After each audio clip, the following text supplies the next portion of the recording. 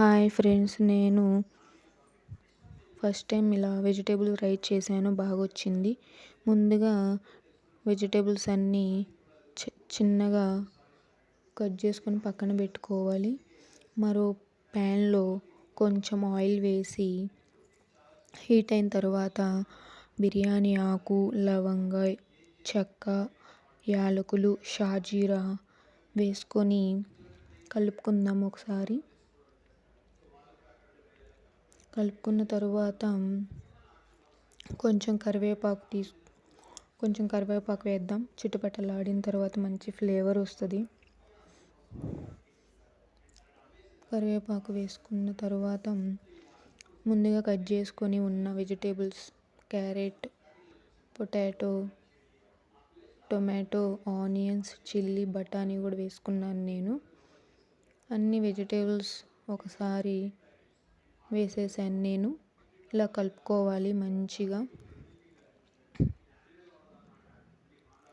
కలుపుకున్న తర్వాత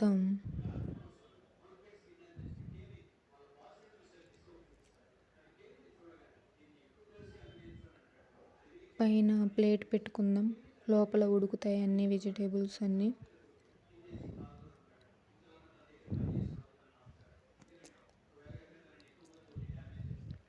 ఇలా కలుపుకోవాలి. వెజిటేబుల్స్ అన్నీ ఉడికిపోయినాయి. మనం కొంచెం తగినంత ఉప్పు, అల్లం వెల్లుల్లి పేస్ట్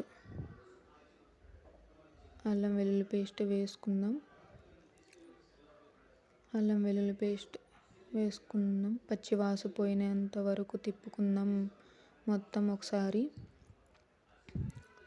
తరువాత నా దగ్గర ఉన్న ధనియాల పొడి వేసుకొని ఒకసారి కలుపుకుందాం.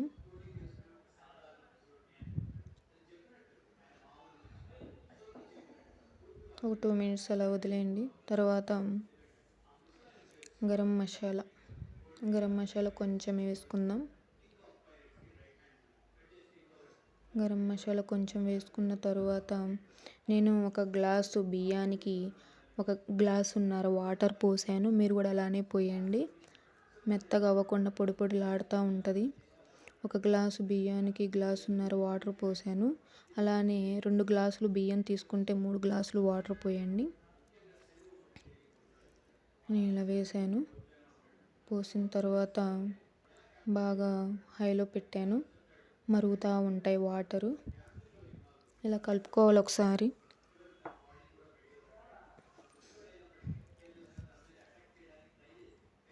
ఒకసారి కలుపుకున్న తర్వాత ముందుగా బియ్యం నానబెట్టుకున్నాం.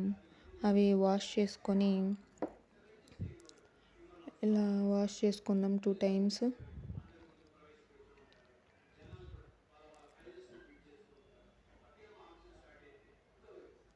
ఇలా వాష్ చేసుకున్న తర్వాత ఎసురు మరుగుతూ ఉన్నాయి. ఈ బియ్యాన్ని దానిలో వేసేద్దాం. వేసిన తర్వాత ఒక 10 నిమిషాలు కుక్ అవ్వనివ్వాలి.